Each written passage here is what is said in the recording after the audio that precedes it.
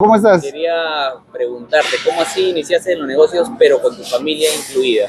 Sé que has jalado bastantes personas de tu familia para comenzar el tema de los negocios. Mira, es algo curioso porque lo normal que tú vas a escuchar en la sociedad y los consejos y lo que te dicen todos es, o incluso, no muchos, pero es cuestionable cuando dicen una persona de 40 años que hace viviendo en la casa de sus padres, ¿sí o no? Yo Exacto. tengo 46 años y vivo en la casa de mis padres, pero lo que mucha gente no entiende es que a veces, en algunos casos, usamos el formato familiar, como las grandes familias. En este caso, yo desde mi infancia, todo ha sido familiar. Cuando mis padres eran ambulantes, nosotros de adolescentes íbamos a trabajar al negocio de ambulantes y nos hacían hacer labores de ayuda dentro del negocio. Por eso aprendimos todo. A mí me enseñaron desde pequeño, desde la casa, sé lavar a mano, sé barrer, sé trapear, limpiábamos los baños, a veces nos turnábamos, dábamos comida a los animalitos, yo molía el maíz en ese aparatito que haces así, en las mañanas me hacían moler el maíz para alimentar a los animales. Yo crecí en un pueblo joven desde Esterita, o sea, me acuerdo, los recuerdos de la niñez muy antiguos, me acuerdo la casita de estera, arena, yo era de esos niñitos que veías en la calle y con el moquito colgando y así se comía, ya ese era yo. Saladito, Para saladito. los que no sepan, es saladito, y tú lo has hecho, es saladito, sí. Entonces yo era de esos, incluso era de esos que cuando pasaba un bus se colgaba atrás, ¿no? Cosa que ahorita sería pues escandaloso, saldríamos en la tele, pero de eso, así crecí mi infancia y desde pequeño nos enseñaron el trabajo duro. Mi familia, mi mamá es de Huánuco, mi papá de Puno, son muy comerciantes, son muy gente muy aguerrida y nos prepararon para la guerra entre comillas, ¿no? Para sobrevivir en una sociedad, y por eso nos dieron esas habilidades. Ya cuando mi familia tuvo el negocio, más por ejemplo, mi mamá tenía un puesto de mercado donde vendían pollo. O sea, yo trabajaba ahí con ella de niño. Yo sé matar un pollo, pero como lo hacíamos en la época antigua, ¿no? Se metía ahí en unos conos, la cabeza salía abajo, con un cuchillo lo cortabas así, doblabas su cabeza, esperabas unos segundos, el pollo iba pataleando, lo metías en una olla y con tus manos, ¡ah!, lo pelabas. O sea, todo ese proceso yo lo sé, lo he vivido, ¿no? Y también teníamos un puestito, una carretita en la puerta del colegio, porque yo estudiaba al frente de mi casa, Colegio Fe Alegría número 24, ahí estudié toda la primaria y secundaria. Mi mamá tenía un puestito de así, una carretita que movía y ahí vendíamos caramelos y yo iba a trabajar ahí. Recuerdo las primeras veces que me daba vergüenza, o sea, recuerdo esa sensación de, uy, me van a ver mis compañeros, estoy vendiendo acá caramelos, o sea, los primeros días sentía vergüenza, pero es algo que se te va pasando, ¿no? Para alguien que nunca ha hecho negocios, pasa igual, es como la primera vez que vendí panetones en campaña de Navidad. O sea, yo tenía roche de estar en la calle con mis panetones ahí en la vereda, siendo ambulante y ofreciendo. O sea, no sabía qué decir, cómo pararme, cómo acomodar las cajas. Es todo una técnica, es un arte. Eso me está contando a qué edad más o menos. Mira, lo de los pollos yo tendría pues 6, 7 años. Lo de la carretilla de caramelos en el colegio es cuando estaba en sexto de secundaria, primero, segundo de secundaria, tercero, o sea, hablamos de 10, 11, 12 años, ¿ya? Luego ese puesto se vendió, luego ya crecimos, cuando adolescentes, de los 10 para arriba hasta los 16, nos llevaban al puesto ambulante que teníamos, donde es la cevichería actualmente. Esa cevichería tiene más de 40 años, o sea, más de la edad que yo tengo. Desde ambulantes iniciaron, entonces ahí aprendimos parte del proceso de pelar los camotes, hacer la chicha y todo lo demás. Entonces, mi mamá, por ejemplo, en ese puesto, mi familia, mi papá era el que cocinaba, mi mamá era como que la administradora, mis tíos eran los que trabajaban en los diferentes sectores del ceviche, lo que era de la preparación de las conchas negras. O sea, hay sectores, ¿no? Son como 3 áreas. Entonces, todos eran familiares, sus hermanos de mi mamá y mi papá, uno que otro extraño. Entonces, siempre desde pequeño he estado rodeado de negocios familiares y del comercio, si bien informal, o sea, siempre he estado rodeado de gente que hace algo para ganar dinero y no necesariamente trabaja para alguien ganando un sueldo. Por eso yo crecí con esa mentalidad. En mi vida haber trabajado para alguien ganando un sueldo y cumpliendo un horario 1 o 2 veces, a lo mucho 2 años. Entonces, yo no sé lo que es eso de lo que es trabajar para alguien y ganar un sueldo en sí. He crecido bajo la mentalidad, agarras y vendes lo que sea y ganas dinero y así, o sea, comercio, básicamente una familia de comerciantes. Luego yo ya estudié en IPAE Administración, ya cuando tenía 18 años, hasta los 20 años, estuve estudiando en la Universidad de San Martín, pero lo dejé en el tercer ciclo, Ingeniería de Sistemas, porque me gustaban mucho las computadoras. Yo era técnico de computadoras en sexto grado de primaria, vinieron colegio y me felicitaron dentro del patio y hicieron una reunión y a mí me sacaron adelante porque en esa época, en sexto grado de primaria, yo era técnico de computadoras, aprendí desde el DOS. Yo pensé que ingeniería de sistemas era lo que me iba, digamos, iba a ir por esa línea, pero entendí con los años de que no me veía en un escritorio o haciendo sistemas o programas para empresas, porque eso básicamente era un trabajador y yo estaba acostumbrado a ser independiente porque veníamos de una familia comerciante. Por lo tanto, me empezaron a llamar la atención los negocios, que ahora se le dice pues emprendimientos. Entonces siempre estaba haciendo cosas así. A los 20 años tengo a mi hijo, que es Rodrigo, que trabaja conmigo actualmente. Ahí es una historia muy larga, pero básicamente yo empecé a sobrevivir solo, ya porque no tuve al inicio el apoyo de mis padres, así que solo empecé a emprender. Me fui de la casa porque era digamos, era un ambiente hostil para mí, porque me reprochaban lo que había pasado, porque como todos padres pues tienen la idea de que sus hijos sean grandes, sean profesionales, y que yo como que había fallado en ese sentido al tener un hijo a los 20 años. O sea, no me cerraron 100% las puertas, pero era horrible estar en casa porque te miraban mal, te hacían recordar lo que habías hecho o las cosas que habían pasado, entonces eso no me hacía sentir bien y no me gustaba, así que yo me retiré de la casa, alquilé mi primer emprendimiento, digamos, propio de mí, ya no, digamos, ayudando a mi familia o a otros, fue alquilar un cuartito en la casa de mi tía, en el segundo piso, ahí justo donde era la chicharronería de Manuel Segura, la cuadra 5. Me acuerdo que me lo alquiló a 60 soles. Yo le dije, tía, alquílame, estoy hablando del año 2021, 22 más o menos, 2023, cuando yo tenía 21, 22 o 23 años, por ahí. Yo le dije, tía, no tengo plata, lo único que tenía eran 300 soles. Así empecé.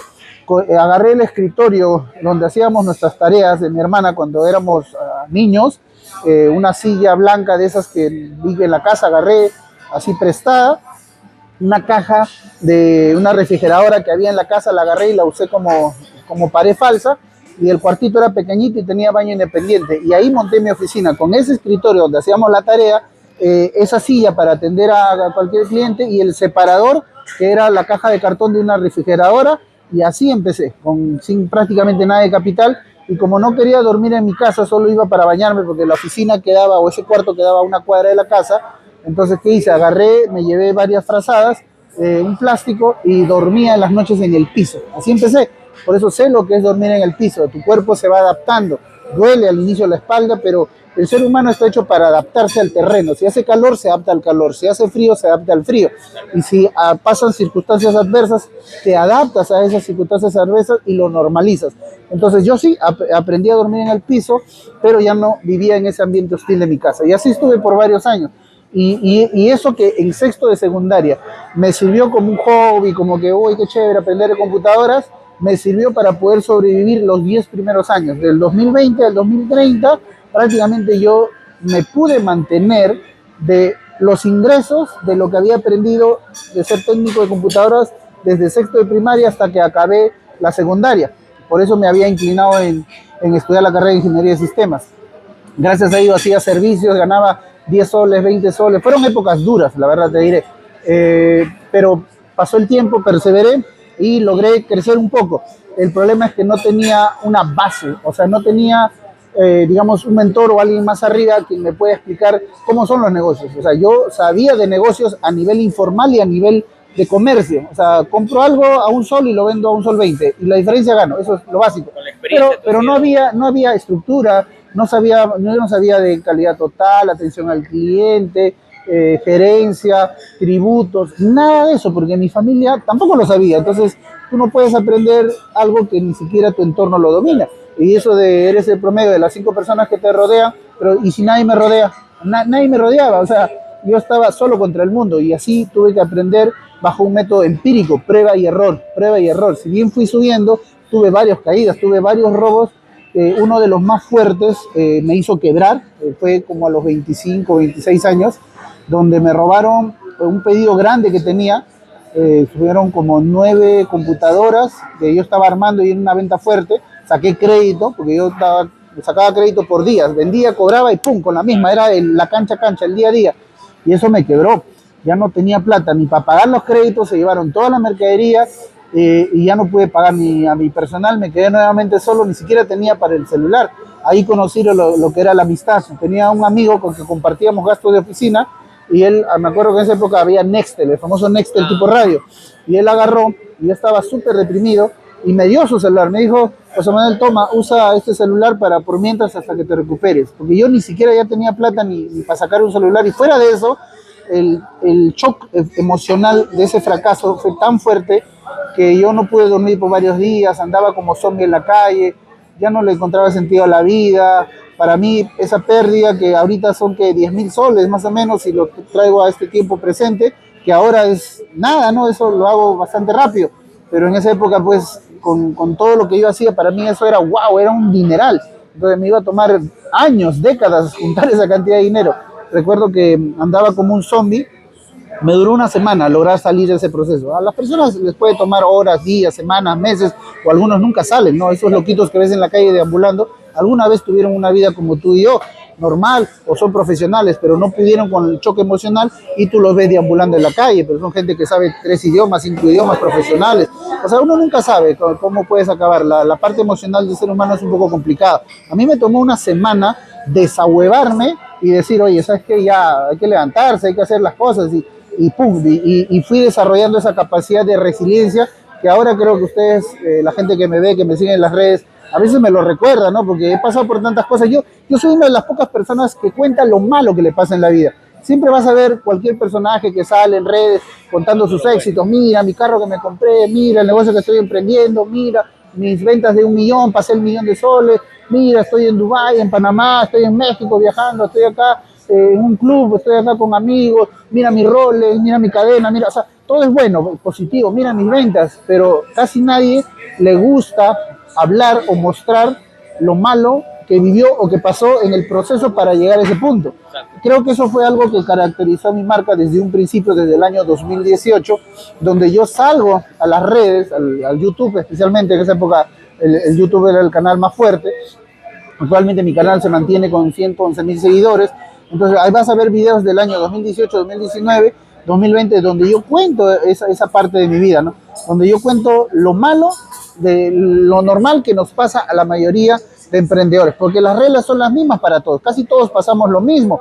Cuento cómo te pueden engañar, y me ha pasado, con un cheque falso, con una orden de falsa, con un pedido falso, con el voucher falso, con el billete falso, o sea, todas las cosas cotidianas. Que hay una conferencia donde yo hablé en el año 2019, que me invitaron a una conferencia, y ahí hablo justamente de cuídate de los clientes. O sea, yo hablaba de lo que nadie te habla, ¿no? Oye, ¿cómo es eso de que si vas a emprender, cuídate de los clientes? Sí, porque los clientes te roban. En la cevichería no pasaba, la gente va, se lleva las cucharitas, se lleva los cubiertos para su casa, va al baño y se lleva el papel higiénico para su casa, agarra y se lo envuelve, y eso afecta al negocio. Tú dirás, oye, pero un papel no es nada. Multiplica un papel por 2 papeles al día, por 30 días, o sea, y ahora estás hablando del papel, ahora del ají. Un día chapé a una señora que había estado ahí y la veo con una bolsita agarrándose varios, así, estos potecitos de ají, metiéndolo en una bolsita, uno, otro, y se estaba llevando las bolsas de ají. O sea, eso no es gratis. O sea, tú como cliente puedes una cuchara, 2, 3, ese ají es para varios.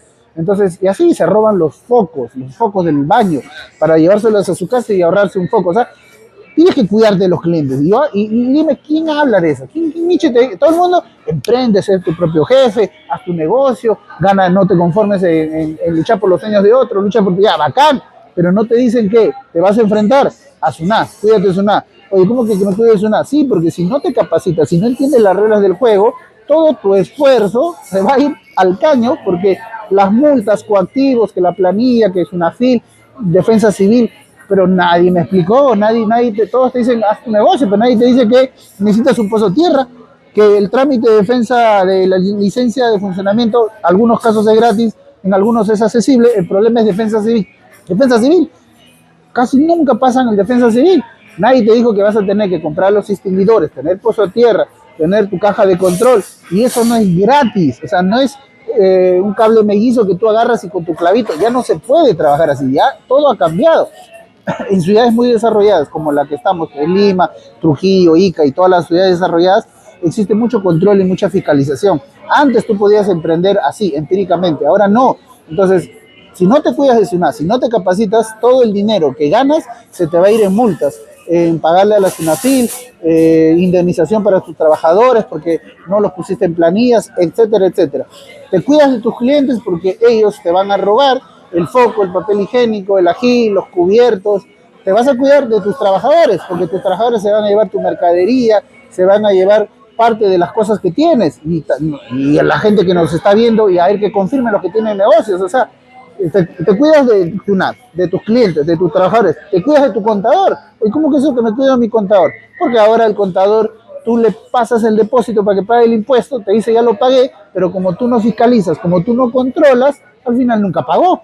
Y después de varios meses te viene la notificación de SUNAT y tú recién te enteras. O sea, mira, te cuidas de SUNAT, te cuidas del contador, te cuidas de tus clientes. Ahora cuídate de tus proveedores. Oye, aguanta, prácticamente me estoy cuidando de todo el negocio. ¿Y cómo es eso de que te cuidas de tus proveedores? Sí, porque tu proveedor te dice que te va a traer 10 kilos de carne y tú no los pesas porque nadie te enseñó que tienes que verificar las cosas. Porque dice, no, ¿para qué voy a pesar? Pierdo tiempo, no tengo balanza, mi balanza solo pesa 3 kilos. Y al final te merma 1 kilo.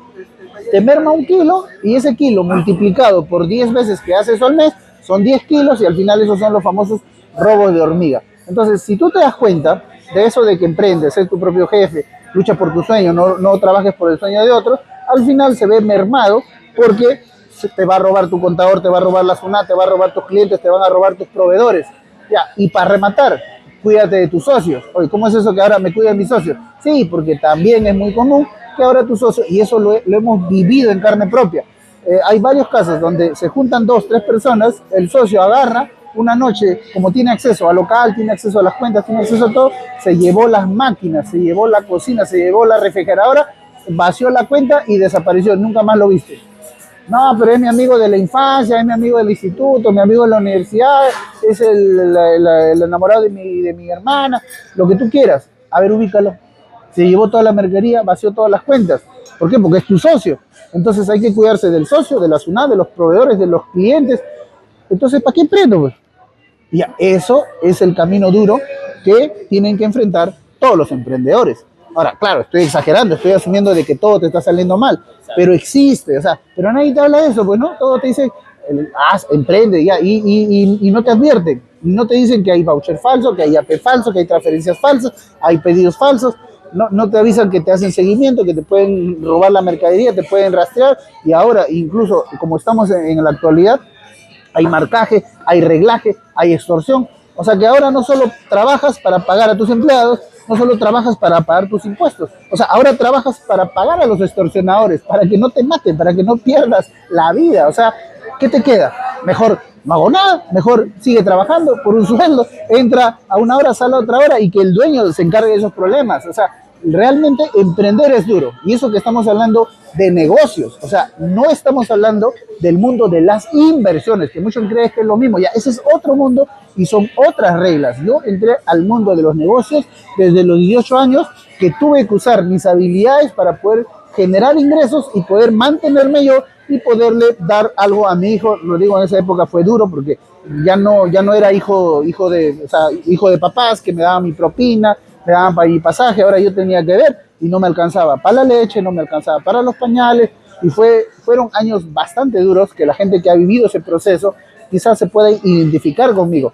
Entonces yo ahí aprendí lo que es el hambre, ¿no? No es como ahora que me puedo dar el lujo de pedir este plato y la verdad ni siquiera he visto el precio, no me importa el precio, no me importa porque yo sé que lo puedo pagar, o sea, gano más de 5, 10, hasta 15 o más de 15 sueldos mínimos, entonces la verdad no me interesa cuánto cuesta esto porque quiero disfrutarlo. Vi la foto y dije voy a probar algo nuevo, pero conozco lo que es pasar por una pollería, no haber quizá almorzado ni desayunado, sentir ese olorcito del pollo a la brasa y que tu estómago haga crunch y tú te digas, pucha, qué impotencia, que no puedo ni siquiera comprarme un octavo de pollo, ni siquiera un cuarto, ni siquiera un octavo, porque quizá esos 5 soles que tengo en el bolsillo son los únicos que me alumbran para sobrevivir el día siguiente. Incluso ha habido situaciones donde no había ventas, no había servicios y yo estaba dispuesto a aceptar cualquier trabajo, así me pagaras y ganara 2 soles, no importa, eso es más que cero.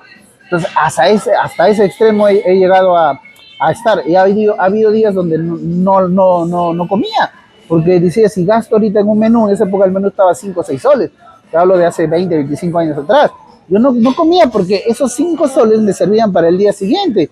Y entonces yo recuerdo que usaba la técnica de visitar a la familia, no sé, varios que ven ahí quizás usaban esa técnica, ¿no? Iba donde mi tía, le decía, tía, ¿qué tal acá? De pasadita, te estoy visitando, ¿qué tal? A ver a mis primos. Y mi tía decía, ay, sobrino, oye, ¿y tendrás hambre? ¿Quieres un platito? Justo hemos hecho, ay, tía, la verdad ya comí, pero ya no hay problema, ya, dame un hito. Pero en el fondo, que el estómago está crunch, qué rico, ¿no? Incluso, mi familia tiene restaurante hace 40 años. Tú me dirás, oye, pero tu familia tiene restaurante, pero hay algo que se llama vergüenza. Cuando tú estás en esa situación y encima no has quedado muy bien con la familia, porque recuerda que al tener mi hijo yo al principio recibí cierto rechazo, o sea, no me exiliaron de la familia, pero se siente pues cuando tú no tienes el apoyo. Entonces, ¿con qué cara vas? O sea, ¿con qué cara? Y aparte ya se supone que tienes que hacerte responsable ya de tus acciones, ya eres una persona adulta, ya eres papá y todo, ¿no? Entonces a mí me daba vergüenza ir o pedir un plato de comida, pero a veces sí iba a visitar a mi papá, por ejemplo.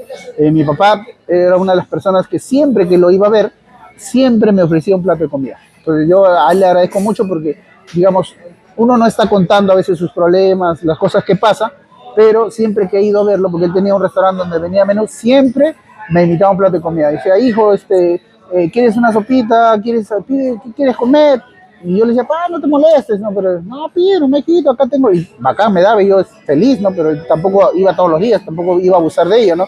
La que sí era bastante dura era mi mamá, ¿no?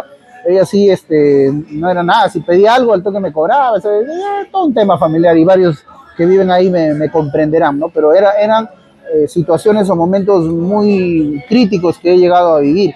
Por eso yo comprendo a la gente que ha pasado por eso, porque yo lo he pasado, yo he estado ahí abajo, yo he estado deprimido, a mí me han robado, a mí me han asaltado, tengo 2 heridas de bala, o sea, sé lo que es estar en el hospital, he visto gente morir al costado mío, o sea, sé lo que es que te señalen, sé lo que es que te echen la culpa, sé lo que es la carga, la impotencia de no poderle dar un plato de comida a los seres que tú más quieres, en este caso a mi hijo, sé lo que es que te reclamen, que des dinero, y por más que una vez cuando me robaron, yo recuerdo que le daba una pensión a la mamá de mi hijo, y ¿sabes qué pasó? No me creía que yo estaba inventando lo que me había pasado para no pagar, y eso se siente horrible, porque tú estás mal por lo que te ha pasado, y encima, o sea, quieres cumplir, pero estás cagado, pues, ¿no? Y yo no tenía, o sea, le mandé que 10 soles, 20 soles, y dicen esto, ¿para qué me alcanza, no? Esta cochinada, ¿para qué me sirve?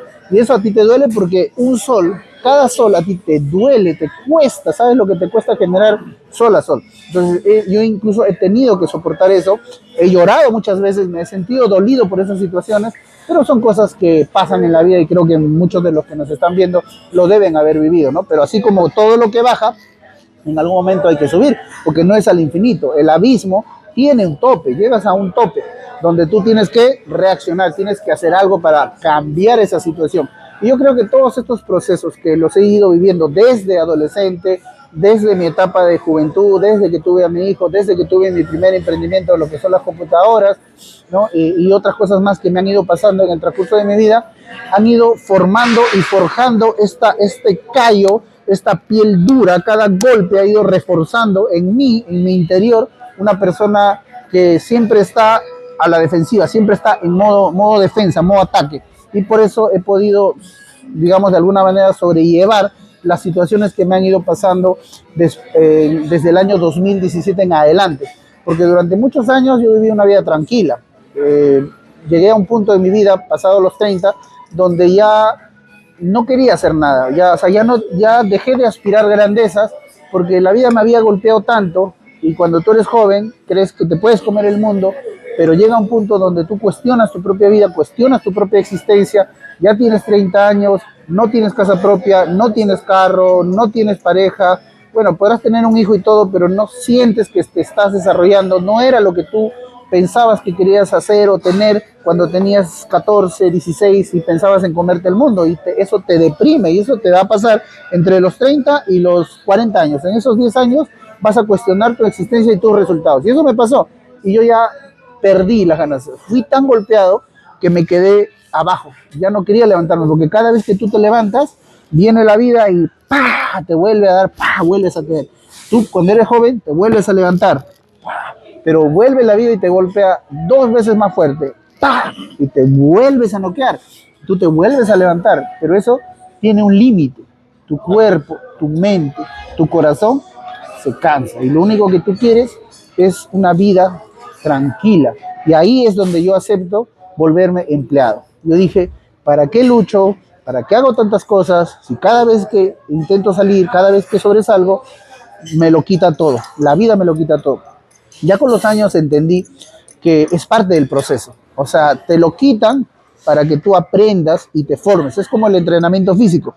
O sea, formar una buena figura, tener los resultados que mucha gente tiene con respecto a su cuerpo o en las finanzas, requiere tiempo y requiere esfuerzo y requiere pasar procesos. O sea, tú no vas a desarrollar unos músculos muy grandes sin hacer nada. Tienes que correr, levantarte temprano, ejercitar, aumentar el número de series y llega un punto donde es incómodo, duele, no da ganas, ¿no? O sea, el músculo no se va a desarrollar solo. Mágicamente, ¡pah! Se te va a inflar el pectoral, ¡pah! Se te va a inflar los bíceps, ¡pah! Se te va a inflar la espalda. No, eso requiere constancia, sacrificio, perseverancia y luego vienen los resultados. Tanto a nivel físico sucede lo mismo en el mundo financiero. Caídas, un negocio, te estafan, te engañan, vas aprendiendo quiénes son las personas con las que vas a trabajar más adelante, van apareciendo las personas correctas, vas marcando las personas incorrectas y ya en el tiempo tú te vas desarrollando y adquieres la capacidad de resiliencia y también a lograr esos mismos resultados en el menor tiempo posible. Pero todo eso lo entendí ya cuando pasaron los años. En el 2017 yo, digamos, tengo una brecha muerta desde los 33 años hasta los 38 más o menos, como 5, 8 años, donde yo me vuelvo sumiso, me vuelvo como un águila encerrado en una jaula por miedo a volar, porque ya me habían salido tantas cosas mal que simplemente ya me cansé, me rendí y quería una vida tranquila y lo tuve.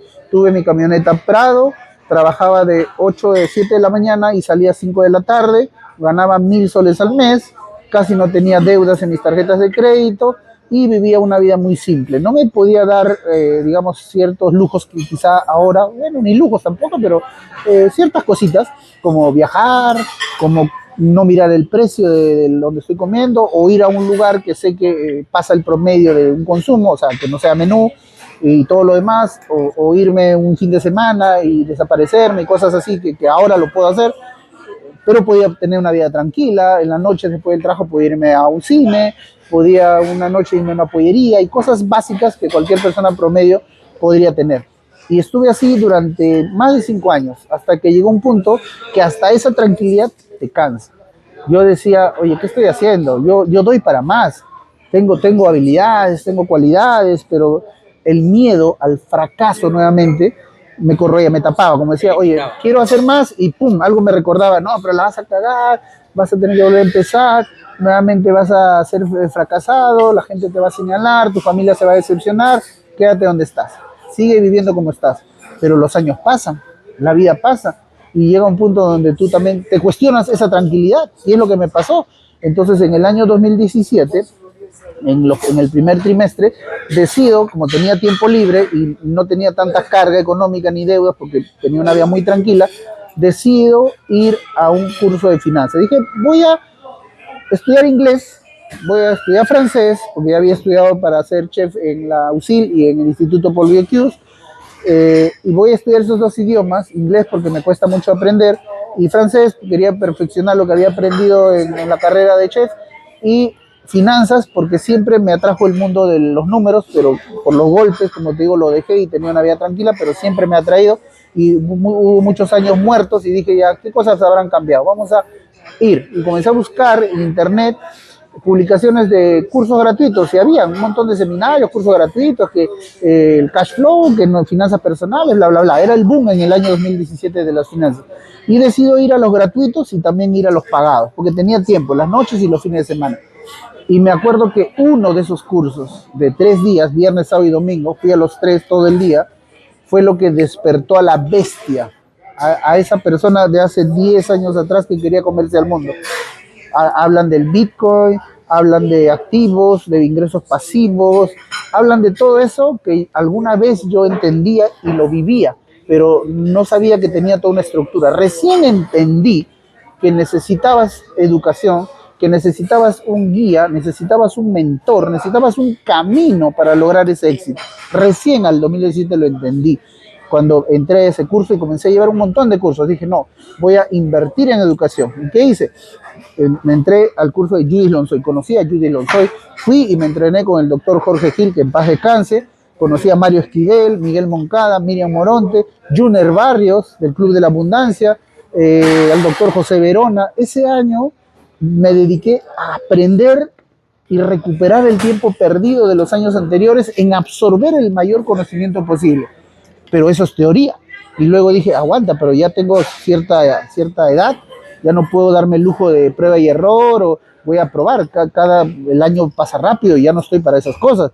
Entonces dije, no, tengo que poner en práctica este conocimiento lo más rápido posible. Y me comencé a involucrar, pero me tomó como 2 meses dar ese primer paso, porque en las noches o pasando los días yo decía, pucha, pero ¿y si la cagas? No, no lo hagas. No, no lo hagas, otra vez, no, no, no, otra vez, la vas a cagar, la vas a cagar. Y yo estaba, no, pero sí puedo, yo sé que puedo, lo puedo hacer. Judy dice que puedo, que la mente millonaria, que créelo, tú sí puedes, la ley de la atracción, si lo piensas, lo creas. Papá, estaba con toda esa, pero mi miedo, tuve que hacer una lucha interna y me tomó como 2 meses lograr enfrentar y decir, lo voy a hacer, vamos, lo puedo hacer. Y lo hice. ¿Y sabes qué pasó? La cagué. La cagué, señores. Eso fue 2017. Compré Bitcoin, me metí en operaciones de bienes raíces, empecé a hacer mis primeros pininos de los colectivos. Ese año me fue muy bien. Empecé a ganar 10 veces más de lo que ganaba en el empleo que tenía en la cevichería. Es más, a tal punto que hablé con mi mamá y le dije, ya no me pagues, voy a trabajar gratis, pero los fines de semana. Pero de lunes a viernes quiero dedicarme a seguir aprendiendo y hacer mis cosas. Porque ya ganaba 10 veces más. O sea, para mí eso era, wow, soy millonario, decía yo, porque no tenía otros estándares. Yo creía que era mucha plata, 10.000 soles en esa época, hablamos del año 2017. Que en sí lo es, ¿no? Pero para lo que descubrí después, pues es un ripio, es un sencillo, una ridiculez, como suelo decir. Entonces, yo pensé que todo iba a ser así maravillas, ¿no? Mi vida cambió, ahora sí, el éxito que siempre quise cuando era niño, lo que soñaba. Y termina el año, cae el Bitcoin en enero, el enero 2019. En enero 2019 viene el cripto invierno, una caída brutal, ahí pierdo como $80,000. Y de las operaciones que estaba haciendo, aprendo la lección de las inversiones, que es diferente al mundo de los negocios. Y empiezan mis primeras pérdidas en inversiones, empiezan a caer, todo empieza a caer. Y todo el mundo que estaba construyendo se vino abajo. En el 2018 pierdo $1 millón. Tratando de salir de ese problema, primero perdí $500,000 en marzo. Y en mi desesperación de querer salir de eso y que nadie se entere, vuelvo a perder medio más y en septiembre ya estaba cagado. O sea, estaba recontra cagado. No había forma de tapar ese hueco y toda mi familia se iba a enterar y todo lo que había construido del 2017 al 2018 se iba a ir al diablo. Todas mis enseñanzas, todo el cash flow, padre rico, padre pobre, mente millonaria, todo lo que en la teoría estaba poniendo en práctica se fue a la basura. ¿Con qué cara? Y ya tenía que 38 años, 40 años. Y ahí cuestioné nuevamente mi existencia. Dije, ¿qué hiciste? O sea, ¿qué hiciste? Pudiste no haber hecho nada, hubieses tenido la misma vida, ganar tus 1.000 soles, seguir con tu camioneta y estarías sin $1 millón en problemas. Y para entonces, $1 millón para mí era, wow, 2 vidas, 3 vidas me tomaría hacer $1 millón, porque no entendía que eso se podía mover a veces hasta en un mes, en esa época. Se me destruyó mi mundo interno, no pude dormir, bajé de peso, me deprimí, lloré, no le encontré sentido a la vida. Una que otra vez pensé en irme de este mundo porque ya no le sentía la razón de vivir.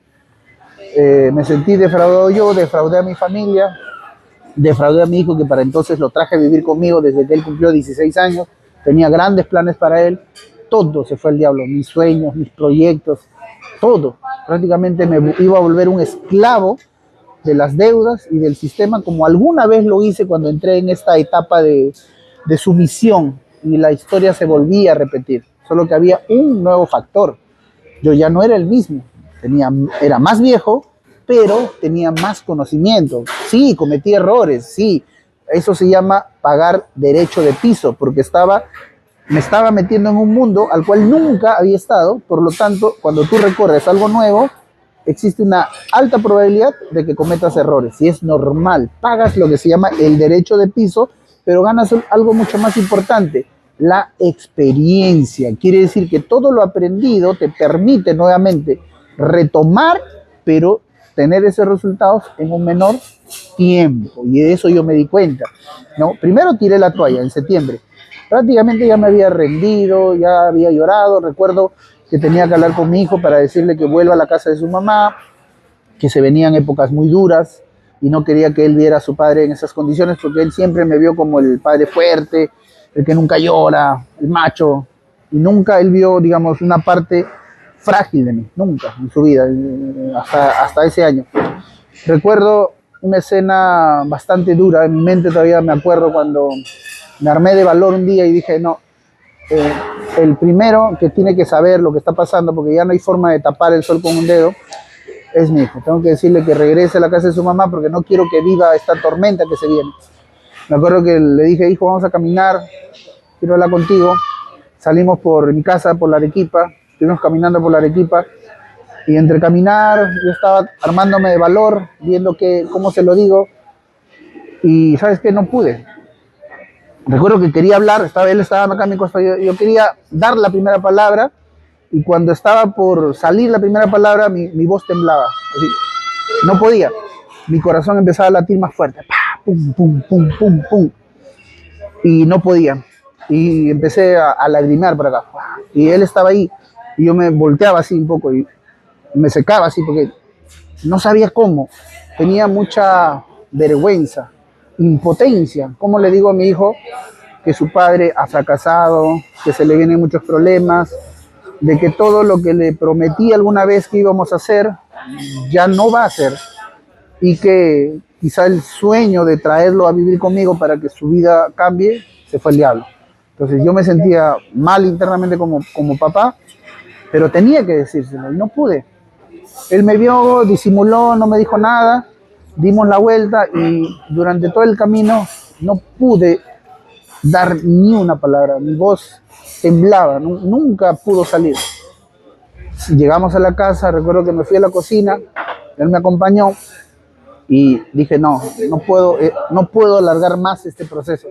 O sea, sí o sí, tengo que enfrentar esta situación.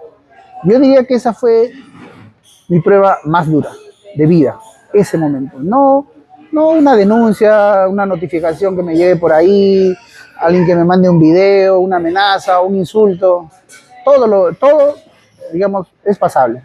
Pero ese proceso para mí fue uno de los más duros que tuve que enfrentar en mi vida. Y en la cocina, me acuerdo que yo estaba sentado y Rodrigo estaba parado ahí. Yo le digo, no, hijo, tengo que hablar contigo, no sé cómo decírtelo. Me armé de valor y pasó. No pude. Empecé a llorar como niño. Recuerdo que estaba así como acá y empecé a llorar. Salían lágrimas por acá, por acá. Yo quería hablar, pero no podía. Lloraba, estaba así, y impotente entre la lucha interna de, ya, huevón, dilo, díselo, y entre una lucha de un ser que estaba muy dolido. Entonces, mi hijo hizo algo que marcó un antes y un después en mí. Él la agarró, se paró, me abrazó y me dijo, papá, todo va a pasar. Eso me dijo. Papá, todo va a pasar. Pero yo no le dije nada. Entonces, yo recuerdo sus palabras que entraban acá, no podía ver porque tenía los ojos llenos de lágrimas y estaba así, llorando, caían las lágrimas, caían. Él me abrazaba, todo va a pasar, y en eso internamente pasó el cambio. Ese fue el momento donde todo cambió porque entró algo en mi mente que me dijo, ¿qué chucha estás haciendo? ¿Cómo vas a permitir que tu hijo te vea derrotado. ¿Cómo vas a permitir que esto esté pasando? Si aún no has agotado todos los recursos, todavía tienes vida, eres inteligente, aún no has dado todo de ti. Entonces, eso es como una voz interna, ¿no? Que me desahuevó. Agarré, me sequé las lágrimas y le dije, hijo, estoy cagado, he perdido 1 millón, le conté, va a pasar esto, va a pasar lo otro, y la verdad es que no quisiera que me veas en esta situación, se vienen tiempos muy difíciles, puede que gente me denuncie, puede que me griten, puede que me insulten, y no quiero que veas eso, no quiero que vivas en ese ambiente. Regresa a la casa de tu mamá y yo acá me voy a enfrentar a todo. Y en eso me paré, me estaba yendo y me desahuevé internamente. Dije, no, no, todavía no me puedo rendir. Y yo dije, no, no me voy a rendir. Voy a luchar hasta el último, hasta que mi cuerpo ya no pueda. Y si ya no puedo y sucumbo, recién me voy a rendir. Me di la vuelta y le dije, Rodrigo, voy a ver cómo resuelvo este problema de 1 millón. No me hables porque voy a estar muy estresado, me voy a encerrar en mi cuarto, posiblemente me veas llorando, no te acerques, voy a estar muy vulnerable, voy a buscar la manera de salir de esta situación, pero no me voy a rendir hasta no darlo todo, ¿ya? Así que déjame en mi mundo, yo veré qué hago. Si quieres irte con tu mamá, hazlo. Y si te quieres quedar acá, solo te pido que no te me acerques, porque voy a estar demasiado inestable y no te quiero tratar mal porque voy a entrar en modo guerra. Tengo que estar preparado. Fui, me encerré en mi cuarto, abrí mi laptop, me senté y me puse a pensar, ¿cómo diablos resuelvo un problema de 1 millón? Y me empecé a repetir, cerré los ojos, ¿cómo resuelvo un problema de 1 millón? ¿Cómo resuelvo un problema de 1 millón? Y así estuve horas. ¿Cómo resuelvo este maldito problema de 1 millón?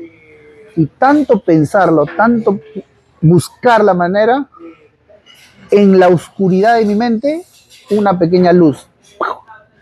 Salió una luz, una diminuta luz, pero hubo una luz. Y ¡pah! Era como descubrir el fuego. Entre tantas opciones, encontré una. Y dije, oye, ¿y si hago esto y hablo con este y le propongo esto y esto sale así y esto? Y empezó a haber una cadena de sucesos en mi mente que sí podían ser reales. Al toque, alcé mi teléfono, le llamé a mi primo, porque mi primo estaba conmigo en esta situación, también lo había arrastrado, y le dije, primo, vente, tenemos que hablar, se me ha ocurrido algo, he encontrado una posible salida.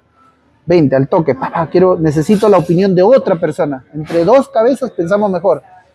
Y así fue como empecé a salir. Fue duro el camino, hice un montón de cosas, estuve al límite, fue donde también lancé mi marca. Me acordé de muchas de las enseñanzas que en las buenas épocas de 2017 llevé con Miguel Ángel, no, este fue en Colombia, me entrené con Norman Cornejo. Ahí llevé 3 cursos de finanzas y en uno de ellos me acordé que él hablaba de que el activo más importante que tenemos es nosotros mismos, el conocimiento que tenemos. Y yo dije, estoy cagado, no tengo plata, tampoco puedo emprender porque no tengo capital, tampoco voy a resolver esto trabajando porque no voy a ganar 1 millón en un año, 2 vidas para hacerlo, o sea, por ahí no es. Pero tengo conocimiento, sé cosas que mucha gente no sabe, el mundo de las tarjetas, la efectivización. Y yo dije, ¿y qué pasa si agarro este conocimiento, lo empaqueto y lo lanzo al mercado y lo vendo? Habrá gente que quiera pagar por este conocimiento que casi nadie tiene, y comencé a tantear el mercado. Y fue así como nace mi primera marca, que es Cuántico, y luego evoluciona a José Manuel Cuántico, que ahora ya está registrada en Indecopi, porque yo vendí conocimiento y así pude generar flujo. Y ese flujo, que es dinero, pudo hacer que yo vuelva a hacer inversiones que ya había hecho, pero en este caso corrigiendo los errores, porque lo único que permite hacer mucho más flujo o te matas chambeando o haces un mix entre el dinero que ahorras de las utilidades lo pones a trabajar, cosa que trabajan dos. Trabajas tú y tu propio dinero sigue trabajando. Pero lo que hace más plata en la línea del tiempo, cuando eres constante, es este dinero trabajando más, haciendo interés compuesto. Y generas el efecto bola de nieve. Eso que te acabo de decir, que está en la teoría de los libros, yo lo viví en la práctica entre el año 2018, 19 y 20. Ya para el 2019, yo ya estaba generando cada 3 meses más o menos unos 30.000 a 40.000 soles con la marca que había sacado en esa época que se llamaba Acción Financiera. Gracias a esa marca y gracias a mi socio, era un flaquito, Giancarlo Calderón, sí, Giancarlo Calderón, que yo prácticamente le tuve que rogar, porque yo dije, tengo el producto, pero no sé cómo llevarlo al mercado. Entonces me acordé que en la capacitación del 2017, el que le llevaba el marketing a esa empresa que yo fui, que era de un amigo mío, me hice amigo de él y tenía su teléfono. Entonces, y él se dedicaba a marketing, porque yo veía, fui un día a sus charlas en la Pacífico. Fui a sus charlas y este pata era un trome en marketing, hablaba de sus ejemplos que había hecho crecer a unas personas, que los leads, ahí entendí muchos conceptos, que lead, que campañas, que ads, cosas que yo nunca había escuchado. Y yo dije, este es, él me puede ayudar a hacer que este conocimiento lo sepa el mercado, yo no sé de eso. Le llamé, le dije una cita, me dijo no tengo tiempo, prácticamente estuve tras, hasta un día que tanto le rogué que ya se cansó y me dijo, ya, ¿sabes qué? Nos encontramos en el Starbucks del Centro Cívico. Fui al toque con mi bicicleta, y agarré un cuaderno y le expliqué, ya, a ver, ¿qué quieres? Ya, mira, esto tengo acá, las tarjetas, esto, que el banco, que la bonus, hasta que le hice un resumen en una hora. Ya, esto se puede vender. Él agarró y dijo, sí, está interesante, no lo sé. Yo le dije, mira, si esto funciona, vamos a hacer mucho dinero, pero yo no sé cómo llevarlo al mercado. Hagamos una sociedad 50-50. Tú te llevas la mitad de la ganancia y yo la otra mitad. Y no le dije que estaba cagado, pero yo estaba desesperado, era mi única salida, rogando que él me acepte, porque era lo único que se me ocurría que podía hacer plata. Al final dijo, ya, a ver, voy a hacer una campaña, sí, ni le tomó interés. Hicimos la primera charla con campañas que él hizo, acá en el coworking por Pardo, y recuerdo que se llenó con algo de 70 personas, lo cual es raro. Me dijo, oye, mucha gente, y ellos miden por conversión. Yo hablé, primera vez que hablaba así con público formal, con una estructura de ingreso, él se encargó de todo eso. Yo estaba nervioso, y ahora, pucha, hice mi PPT, y hablé de las bonos, que señores, que esto, y la gente le encantó. Tuvimos una conversión del 30% y se vendieron las primeras entradas de un curso para el 26 de diciembre, o sea, un día después de Navidad. Y mi pata dijo, o sea, esa era la prueba que él necesitaba. Dijo, mira, si va gente, bien, y si compran más del 10%, significa que es vendible, es viable. Y fue 30%. Y él dijo, estos números están excelentes, sí va. Y recién creó la marca, porque en ese rato lo hizo al champú, hasta las huevas. Pues creamos Acción Financiera, se creó el Facebook, sesión de fotos, me hizo grabar videos que explican así, y así empezó la locura. Tuve mi primera clase el 26 de diciembre con algo de 30 alumnos, y luego tuvimos la segunda clase en febrero con algo de 90 alumnos, y así llegué a tener hasta, creo que una vez tuvimos como 500 alumnos. Y así fue como con esa plata, por ejemplo, la primera clase no gané casi nada, porque con esa plata creamos la empresa, con esa plata compramos los equipos, con esa plata fue la base de todo. Y a partir del segundo evento recién yo empecé a ver plata, pero era exponencial. Yo empecé a ver 7.000 soles. Yo digo, wow, que 7.000 soles mi ganancia, mi parte nada más. Para mí eso era wow. Y ahí sentí una tranquilidad. Dije, esto es, el dinero te da tranquilidad. Y así fue como empecé. Agarré ese dinero y lo empecé a meter a las inversiones, porque era la única forma de hacer más, porque si no es chambear haciendo cursos y eventos. Y el año 2019 creo una pequeña comunidad, mi primera experiencia con comunidad fue más o menos en septiembre, y fue un boom. Y en el año 2020, exactamente en enero, muevo 5 millones de soles con esta comunidad en operaciones. Y fue una locura total. Y volvió a pasar lo mismo. Me enfrenté a un nivel en el cual nunca había estado. Jamás en mi vida había movido más de 1 millón. Perdí 1 millón, y eso que fue mi límite. Pero ahora, mover 5 millones en un mes, jamás lo había hecho. Creo que nadie en mi familia lo había hecho. Fue una locura, no estaba preparado. Por más cursos, clases, no estaba preparado. Fue una locura. Fueron 6 meses muy locos. Hice mi oficina, lancé mi página web, invertí en la marca, hacíamos desayunos, un montón de cosas. Y volví a pagar lo que se llama el derecho de piso en ese nivel, ¿no? Y todo se fue al diablo. Vino la pandemia en marzo, nos reímos de la pandemia, eso no me tumbó, pero terminé cerrando el año con 6 millones de soles en pérdidas solo de mí, solo yo. Y nuevamente dirás, la volviste a cagar. Pero esta vez no me dolió tanto como el millón me dolió pero en el alma. Esta vez había algo diferente. Uno, cuando yo perdí el millón, nunca había hecho 1 millón. Cuando yo perdí los 6 millones, ya movía millones y ganaba entre 100 y 250 mil soles al mes, cosa que eso jamás había ocurrido cuando perdí el millón. Entonces ya tenía un conocimiento mayor, ya era más maduro y había ganado mucha más experiencia. Entonces yo me dije, si he perdido 6 millones, ¿por qué no lo volvemos a hacer? Pero esta vez empezando de cero. Claro, va a ser trabajoso y todo, pero me sentía con la capacidad de volverlo a hacerlo porque ya vi en qué fallé. Entonces es cuestión de corregirlo. Y en ese interín, pues hay que sobrevivir.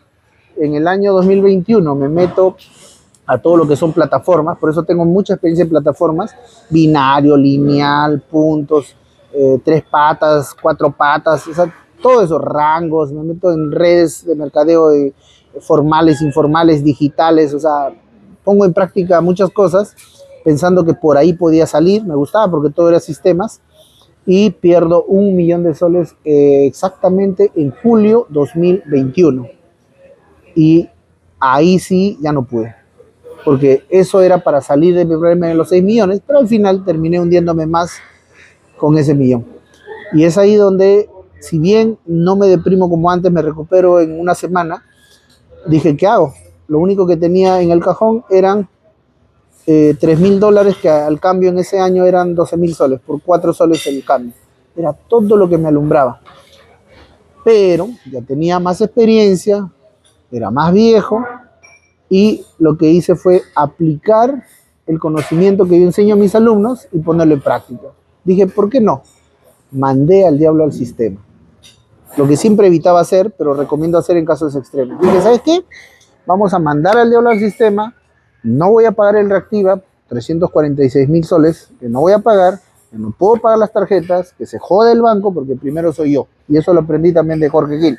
Primero soy yo, me recupero yo y luego el banco. Lo ejecuto al toque y en enero dejo de pagar. Y en enero empiezo a dar Zoom de lunes a domingo, nuevamente a hacer lo que sé hacer, clases, conocimiento, pero para entonces ya tenía más competencia. Entonces fue más duro el trabajo, pero era lo único que tenía en ese momento. Y empezaba a sobrevivir, hacía pequeños flujos, vendía mi libro que lo había lanzado en julio de 2020, y en eso buscando cómo hacer algo grande. O sea, la única manera de recuperarte de 6 millones es volver a fabricar los 6 millones, no hay otra, es simple. Entonces, pero tenía que buscar algo que sea grande, espectacular, único, para que se repita el efecto 2019, cuando lancé mi marca y lancé algo único al mercado, ruleteo, efectividad. Nadie hablaba de eso, soy pionero en ese sentido, pero ya no podía volver a hacer lo mismo. Ya habían varias marcas, todo el mundo sabe qué es ruleteo, todo el mundo sabe los sistemas, entonces ya no es novedad. Entonces, para que sea novedad, yo tenía que crear algo novedoso, nuevamente. Y en eso me toma varios meses, del 2021 a finales. Hago un experimento en diciembre de 2021, donde invito a mi comunidad que todavía tenía a ir a la selva para comprar terrenos a bajo precio. Fue un experimento. Dije, si esto me sale bien, significa que el proyecto Quantiminati, que es lo que quería hacer, va a funcionar. Si esto no sale bien, el proyecto Quantiminati no va a funcionar. Y adivina qué pasó. Funcionó. Logramos comprar 6 hectáreas a 2.500 soles cada hectárea. Conocí a Yaret, que es mi contador actual, y a los primeros Quantiminatis. El 1 de enero 2022 lanzo el proyecto Quantiminati. El proyecto Quantiminati es una de mis creaciones que recopila todo el conocimiento y puesta en práctica de las finanzas desde el 2017 al 2021. O sea, todos mis triunfos y fracasos recopilados en la práctica en un proyecto llamado el proyecto Quantiminati, donde creo una nueva comunidad con una propuesta sólida y estructurada para educarnos todos los meses, interactuar con nosotros todos los meses y buscar oportunidades en bienes raíces, o sea, digamos, un enfoque más en bienes raíces que antes no hacía, y buscando una estructura que también permita tener flujos, pero esta vez con menos riesgo. Y lo hemos conseguido. Tenemos 3 años y medio, ya no hay forma que este proyecto no funcione. Tiene una proyección hasta el 2050, cosa que antes no había proyección, ahora hay proyección. Antes no invertíamos en bienes raíces, ahora invertimos mucho en bienes raíces. Antes no nos importaba el riesgo, hoy está estructurado, riesgo muy bajo, riesgo medio y medio alto, 16 vehículos financieros que dan flujos a los Quantiminatis todos los meses. O sea, todo está ahora estructurado y bastante sólido. Tenemos operaciones que ya tienen más de un año dándonos flujo y manejamos un promedio del 1, 2, 3, 5, 6, 8 y 10% mensual de manera sostenible. Claro, algunas cosas no salieron bien, pero estamos hablando de un 70-30. 30% de lo que hicimos desde 2022 a la fecha no funcionó, como todo, no todo puede ser perfecto, pero un 70% es sólido en el tiempo. Y eso va a permitir que los Quantiminatis evolucionemos a tal punto que logremos el objetivo del proyecto, que es la jubilación. Porque toda la vida no voy a trabajar. También quiero disfrutar, ya tengo 46 años. Entonces, mi proyecto, para que funcione, no solo me tiene que dar plata a mí, le tiene que dar plata a los Quantiminatis. Todos tenemos que armar una estructura sólida en patrimonio en bienes raíces, con negocios reales, estructurados y automatizados, sin que dependa de nuestro tiempo, más algunas inversiones en pasivo con un mínimo o casi ningún riesgo, como son los préstamos con hipoteca. Y todo eso ya lo tenemos. Lo único que estamos haciendo es expandiéndonos en este momento. Somos más de 1000 Quantiminatis a la fecha, el 10 al 15% se mueven, o sea, ejecutan la teoría y la práctica, y tú eres un ejemplo de ello. O sea, tú eres de provincia, me conoces hace varios años, has venido ahora al sauna y tú eres Quantiminati, así que tú ves lo que hacemos. Una diferencia digamos, que tiene mi marca o mi proyecto con respecto a otro es que no tenemos comparación. No hay nadie en el mercado que esté haciendo lo que yo hago o proponiendo lo que yo propongo. No existe. No hay forma que me puedas comparar y por eso me es muy difícil explicar a la gente qué es el proyecto Quantiminati. Porque no existe nada parecido. No es un curso, no es un diplomado, no es un full day, no es un fin de semana. Es una experiencia, un estilo de vida el ser Quantiminati. Son viajes, son desayunos, son saunas, son operaciones, es educación constante, es soporte, es una hermandad. O sea, es algo mucho más que solo comprar un libro, pero la única manera de acceder a ello es mediante el libro que yo creé, el libro Dominando el Sistema. Y no existe en el mercado nada parecido. Ningún libro te da acceso a lo que el proyecto Quantiminati da. Ningún libro te viene con terreno gratis, con 10 horas en vivo de clases todos los meses, ningún libro te viene con sauna todos los meses, ningún libro te viene con desayuno todos los meses. Eso no existe. Solamente existe en lo que yo llamo el mundo cuántico. Y espero de acá a unos años poder mostrarte mis resultados. Es más, tú ya los ves. O sea, lo que tenemos y lo que hacemos a esta fecha, 2025, no es lo que teníamos en 2022. Y es por eso que quizá yo no he salido tanto a redes, porque no podía salir hasta no tener resultados. Y ya desde el año pasado, y especialmente este año, ya estoy saliendo. Porque antes yo sí te vendía humo. Yo te decía, oye, vamos a viajar, pero no habíamos viajado. Vamos a comprar terrenos. Apenas habíamos comprado 6 hectáreas. Vamos a ir al sauna, pero no habíamos ido a ninguno. Vamos a desayunar, pero todavía no había ningún desayuno. Vamos a hacer operaciones, no había ninguna. Hoy, 2025, agosto, hay 16 vehículos, operaciones. La operación más grande que hemos hecho, 5.54 millones de soles en una sola operación. La del segundo puesto, 1.2 millones de dólares. O sea, estamos hablando de más de 4 millones de soles en la segunda operación. En Tarapoto hemos hecho una operación en bienes raíces de 750.000 soles, 3/4 de millones de soles. Es una locura total. En compra de acciones, solamente en un local, en acciones, en una franquicia, tenemos 235.000 soles. Y los Quantiminatis movemos en promedio al mes, estamos moviendo mínimo entre 500.000 a 3 millones de soles. Y así van a ir pasando muchas cosas que espero poder contarte más adelante. Te agradezco esta entrevista que me estás haciendo y espero verte en otra oportunidad y seguiremos hablando de muchas más cosas. Y ustedes también se irán enterando. Recuerden, 90% práctica y solo 10% teoría. Muchísimas gracias, mi estimado Tito. Tito, ¿no? Sí.